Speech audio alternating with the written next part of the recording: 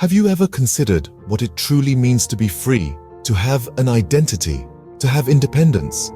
This isn't a philosophical musing, but the harsh reality that sparked the conflict between East and West Pakistan. Imagine a nation divided, not by geography, but by economic disparity and political power. The West holding the reins of governance and resources, while the East, rich in culture and language, yearned for recognition and autonomy. The language movement of 1952 was more than a struggle for linguistic rights. It was the seed of nationalism, a demand for cultural respect, a cry for equality. This was not merely a disagreement. This was a churning cauldron of discontent, a storm brewing on the horizon. And so the stage was set. This was the beginning of a long journey towards independence, a road filled with trials and tribulations. The yearning for freedom is a powerful force, one that can unite millions under a single banner. In the heart of Bangladesh, this yearning was palpable. Public squares brimmed with passionate voices, echoing the words of leaders like Sheikh Mujibur Rahman. Their speeches were not just words, but the articulation of a collective dream, a dream of autonomy, a dream of independence. The pivotal moment arrived with the general elections of 1970. The East's overwhelming victory should have paved the way for autonomy. Yet the West refused to hand over power, igniting a spark that would soon blaze into a full-fledged demand for independence.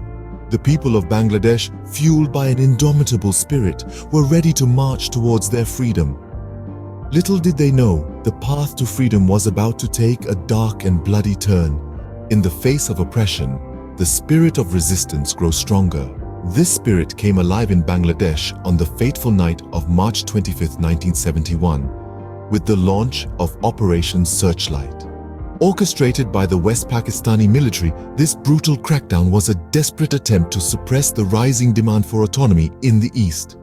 The serene landscape of Bangladesh was plunged into an abyss of violence and terror, transforming into a battlefield overnight. In the face of this adversity, however, a new force was born. Rising from the ashes of devastation, the Mukti Bahini emerged, a guerrilla force composed of courageous men and women who dared to challenge the might of the Pakistani military. This group of freedom fighters, driven by their unwavering love for their homeland, embraced the arduous path of resistance. The Mukti Bahini employed guerrilla warfare tactics, using their intimate knowledge of the local terrain to their advantage. They struck swiftly and retreated into the shadows, leaving the enemy disoriented and fearful. Their bravery was not just about facing the enemy in the battlefield.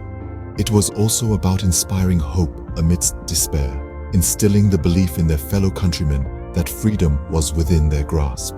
Their actions shook the very foundation of the oppressing forces, making it clear that the spirit of Bangladesh would not be easily extinguished. Each act of resistance, each life sacrificed, was a testament to their unyielding determination to liberate their land from the clutches of tyranny. Amidst the chaos and bloodshed, a beacon of hope emerged, the Mukti Bahini. Their heroic struggles and sacrifices became the lifeblood of a nation yearning for freedom, shaping the course of Bangladesh's journey towards independence. Their legacy continues to echo in the heart of every Bangladeshi, a reminder of the price paid for the freedom they enjoy today. Every war has its price, and it's often the innocent who pay the highest cost. The Bangladesh War of Independence was no exception.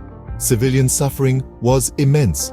Homes were razed, livelihoods destroyed, and families torn apart. The conflict led to a mass exodus, with millions of refugees fleeing to neighboring India, seeking shelter from the violence. The atrocities committed were unfathomable, stories of brutality that echoed through the ages. But amidst the darkness, there was a flicker of light. The international community began to take notice. The world watched, shocked at the scale of the humanitarian crisis unfolding. The media played a crucial role, with journalists risking their lives to bring stories of the war to the global audience.